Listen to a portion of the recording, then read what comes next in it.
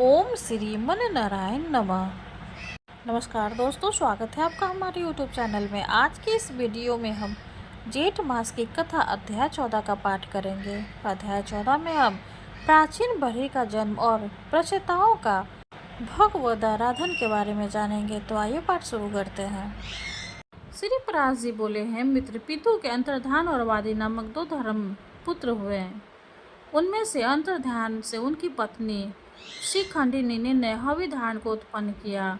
हविधारण से अग्नि, पुलिना, निशाना ने प्राचीन बहरी, शुक्र, गय, कृष्ण, ब्रिज और अजिन ये 6 पुत्र उत्पन्न किए हैं। महाभाग अविधारण से उत्पन्न हुए भगवान प्राचीन बही एक महान प्रजापति थे, जिन्होंने यज्ञ के द्वारा अपनी प्रजा की बहुत वृद्धि की है। महामुने उनके समय में प्राचीन नागरिक को समस्त पृथ्वी में फैले हुए थे, इसलिए वे महाबली प्राचीन बरही नाम से विख्यात हुए हैं। महामती उन महीपति ने महान तपस्या के अंतर समुद्र को पुत्री सवर्णा से विवाह किया। उस समुद्र कन्या सवर्णा के प्राचीन बरही से 10 पुत्र हुए। वे प्रेता नामक सभी पुत्र धनुर्विद्या के पारगामी थे। इन्होंने समुद्र के जल में रहकर 10,000 वर्ष तक समान धर्म का आचरण करते हुए घोर तपस्या की। श्री मैत्री जी बोले हैं, महामुने उन महात्मा परिचिताओं ने जिस लिए समुद्र के जल में तपस्या की थी, सो आप कहिए। श्री पराश जी कहने लगे हैं, मित्र एक बार प्रजापति की प्रेरणा से परिचात्माओं के महात्मा पिता प्राचीन बरही ने मुझसे अति सम्मान पूर्वक संतान उत्पत्ति के लिए इस प्रकार कहा। प्राचीन बरही बोले, हे पुत्र, देवादिदेव ब्रह्मा जी ने मुझे आज्ञा दी है कि तुम प्रजा की वृद्धि करो, और मैंने भी उनसे बहुत कुछ अच्छा कह दिया। अतः हे पुत्रगण, तुम भी मेरी प्रसन्नता के लिए सावधान पूर्वक प्रजाति वृद्धि करो, क्योंकि प्रजापति की आज्ञा तुमको भी सर्वथा माननीय है। श्री पराश जी बोली है, मुने उन राजकुमारों ने पिता के ये वचन सुनकर उनसे जो आज्ञा ऐसा कहकर फिर पूछा। प्रचेता बोले, हे तात, जिस कर्म से हम प्रजा वृद्धि में समर्थ हो सके, उसकी आप हमसे भली प्रकार व्याख्या कीजिए। पिता ने कहा, वरदायक भगवान विष्णु की आराधना करने से ही मनुष्य को निसंदेह इष्ट वस्तु की प्राप्ति होती है, और किसी उपाय से नहीं। इसके सिवा और मैं तुमसे क्या कहूँ। इसलिए यदि तुम सफलता चाहते हो तो प्रजा वृद्धि के लिए सर्वभूते के स्वामी श्री हरि गोविंद की उपासना करो। धर्म, अर्थ, काम या मोक्ष की इच्छा वालों को सदा अनादि पुरुषोत्तम भगवान विष्णु की आराधना करनी चाहिए। कल्प के आरंभ में जिनकी उपासना करके प्रजापति के संसार की रचना की है, तुम उन च्युत की आराधना करो, इससे तुम्हारी संतान की वृद्धि होगी। श्री पराश जी बोले, पिता की ऐसी आज्ञा होने पर प्रचेता नामक 10 पुत्रों ने समुद्र के जल में डूबे रहकर सावधान पूर्वक तप करना आरंभ कर दिया है। मुनिश्रेष्ठ सर्वलोक श्राय जगतपति श्री नारायण में चित्त लगाए हुए उन्होंने 10,000 वर्ष तक वहीं जल में स्थित रहकर देवादिदेव श्री हरि की एकाग्र चित्त से स्तुति की, जो अपनी स्तुति की जाने पर स्तुति करने वाले की सभी मनोकामनाएं सफल कर देते हैं। श्री मैत्री जी बोले, हे मुनिश्रेष्ठ, समुद्र के जल में स्थित रहकर परिचिता ने भगवान विष्णु की जो अति पवित्र स्तुति की थी, वह कृपया मुझसे कहिए। श्री पराश जी बोले हैं, मित्र, पूर्व काल में समुद्र में स्थित रहकर परिचिताओं ने तन मन भाव से श्री गोविंद की जो स्तुति की है, वह सुनो।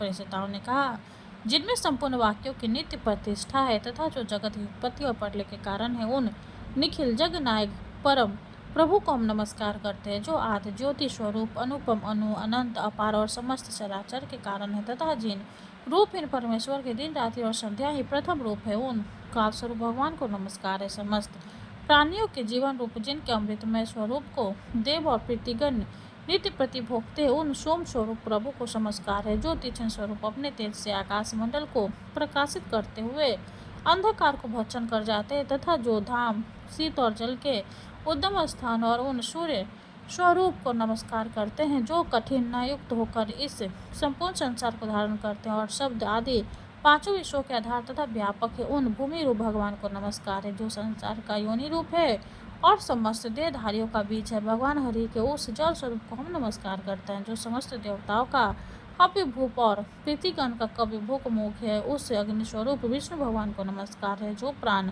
अपान आदि 5 प्रकार से देह में स्थित होकर दिन रात चेष्टा करता है, तथा जिसकी योनि आकाश से उस वायु भगवान को नमस्कार है, जो समस्त भूतों को अवकाश देता है। उन अनंत मूर्ति और परम शुद्ध आकाश स्वरूप प्रभु को नमस्कार है। समस्त इंद्रिया सृष्टि के जो उत्तम स्थान है, उन शब्द स्पर्श आदि रूप विधाता श्री कृष्णचंद्र को नमस्कार है। जो क्षर और अक्षर इंद्रिय रूप से नित्य विषय को ग्रहण करते हैं, उन ज्ञान मूल हरि को नमस्कार है।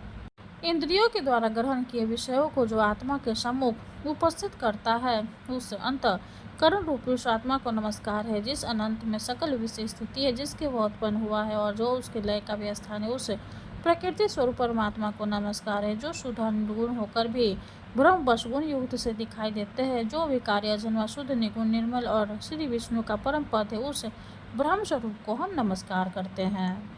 जो न लंबा है, न पतला है, न मोटा है, न छोटा है, न काला है, न लाल है, जो स्नेह द्रव कांति तथा शरीर से रहित एक अनासक्त और अशरीरी है, जो अवकाश स्पर्श गंध और रस से रहित तथा आंख कान विहीन, अचल एवं जीव हाथ और मन से रहित है, जो नाम गोत्र सुख और तेज से शून्य तथा कारणहीन है, जिसमें भय भ्रांति निंदा जरा और मरण इन अवस्था का अभाव है, जो अरज अशब्द अमृत अलुप्त और अस्मित है तथा जिसमें पूर्वावर व्यवहार की गति नहीं है, वही भगवान विष्णु का परम पद है, जिसका ईंधन भी परम गुण है, जो सर्वरूप और अनाधार है तथा जीव और दृष्टि का अविश्व। भगवान विष्णु के उस परम पद को हम नमस्कार करते हैं।